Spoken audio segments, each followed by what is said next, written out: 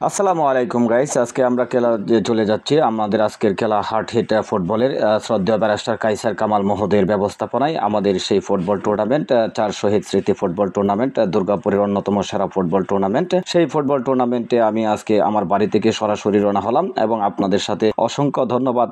প্রতিমধ্যে আমার একজন মুরব্বী সাত্তার ভাই, তার সাথে দেখা এবং তিনি আমাকে দোয়া করে দিলেন। আমি প্রতিনিয়ত এভাবে মানুষের দোয়া নিয়ে বের হই। আমি আজকে আমার বাড়ি থেকে বিরিশিরি, আমার বাড়ি থেকে প্রায় 2 কিলোমিটার উত্তরে, সেখানে প্রতিনিয়ত ফুটবল মঞ্চ।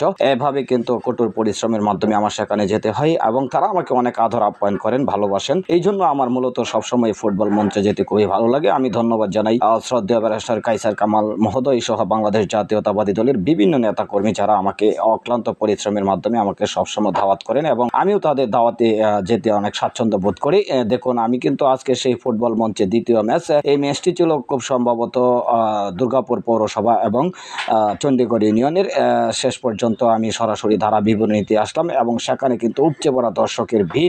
অল্প কিছুক্ষণের মধ্যে আরম্ভ হতে যাচ্ছে সেই ফুটবল টুর্নামেন্টের দ্বিতীয় ম্যাচে। উক্ত ম্যাচে টানটান উত্তেজনা ভাব ছিল, অসংখ্য দর্শকের ভিড়ে কিন্তু সেই মহা আয়োজন। আমি ব্যক্তিগতভাবে এলাকার পক্ষ থেকে এবং ধারা বিবরণীর পক্ষ থেকে শ্রদ্ধেয় ব্যারিস্টার কাইসার মহোদয়কে অসংখ্য ধন্যবাদ এত সুন্দর আয়োজনের জন্য। অবশ্যই এটার একটা স্লোগান ছিল, খেলাধুলা ভারে বল, মাদক ছেড়ে খেলতে চল। আমরা সবসময় এমন প্রত্যেক কিন্তু ফুটবল টুর্নামেন্টের জন্য আয়োজন করে যাচ্ছে। বিশেষ করে বাংলাদেশ জাতীয়তাবাদী দলের সমস্ত নেতা কর্মীরা কিন্তু এখানে থাকেন। সকলের প্রতি শ্রদ্ধা, ভক্তি, ভালোবাসা রেখে কথা বলছি এবং আমার ধারা বিবরণীর পক্ষ থেকে আপনাদেরকে অভিনন্দন। প্রতিনিয়ত ফুটবল মঞ্চে আসবেন, ফুটবলারদের পাশে থাকবেন এবং তাদেরকে সাপোর্ট করে গেলে কিন্তু আমরা একদিন ভালো মানের ফুটবল দেখতে পাবো এবং বিশ্ব মঞ্চে বাংলাদেশ ফুটবল খেলতে পারবে, এমনটাই কিন্তু প্রত্যাশা করি। টানটান উত্তেজনার মধ্যে শেষ পর্যন্ত অসংখ্য দর্শকের সেই উন্মাদনায় আমরা অনেক গোল দেখতে পেয়েছি। দুর্গাপুর পৌরসভা কিন্তু শেষ পর্যন্ত 4টি গোল দিতে সক্ষম হয়েছে। পক্ষান্তরে চণ্ডীগড় ইউনিয়ন ভালো খেলেও, দাপটে ফুটবল খেলেও তারা কিন্তু শেষ পর্যন্ত পরাজয় বরণ করেছে। অবশ্য হার জিত থাকবে, তবু এগিয়ে যেতে হবে, এমনটা প্রত্যাশা করেই কিন্তু আমরা ফুটবল বোদ্ধা মানুষ যারা